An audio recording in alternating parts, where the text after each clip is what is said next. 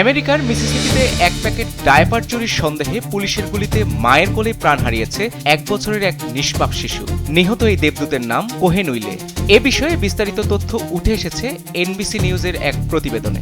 গত মঙ্গলবার সেনাটোবিয়ার একটি ওয়ালমার্ট শপের পার্কিংয়ে হৃদয় বিদারক এই ঘটনাটি ঘটে। পুলিশের দাবি, 2 নারী ডায়াপার চুরি করে গাড়ি নিয়ে পালাচ্ছিলেন এবং গাড়ি দিয়ে পুলিশকে চাপা দেওয়ার চেষ্টা করেছিলেন। তখন এক পুলিশ সদস্য গাড়ি লক্ষ্য করে এলোপাতাড়ি গুলি চালালে তা সরাসরি মায়ের কোলে থাকা শিশু কোহেনের বুকে লাগে। ঘটনাস্থলেই চিরতরে ঘুমিয়ে পড়ে নিষ্পাপ শিশুটি, আর গুরুতর আহত হন গাড়িতে থাকা এক নারী। স্যান্ডেলিনা সো, রূপচর্চায় আভিজাত্য। তবে চুরির অভিযোগ অস্বীকার করে কান্নায় ভেঙে পড়া শিশুটির পরিবার প্রশ্ন তুলেছে, সামান্য চুরির অপরাধেও কি পুলিশ এভাবে নির্বিচারে গুলি চালিয়ে একটা তাজা প্রাণ কেড়ে নিতে পারে? এই নির্মম ঘটনা প্রকাশ্যে আসতেই পুরো আমেরিকায় তীব্র ক্ষোভ ও নিন্দার ঝড় উঠেছে, যা 2020 সালে পুলিশি নির্যাতনে নির্মমভাবে মারা যাওয়া জর্জ ফ্লয়েডের সেই যন্ত্রণাদায়ক স্মৃতিকে আবারও ফিরিয়ে এনেছে।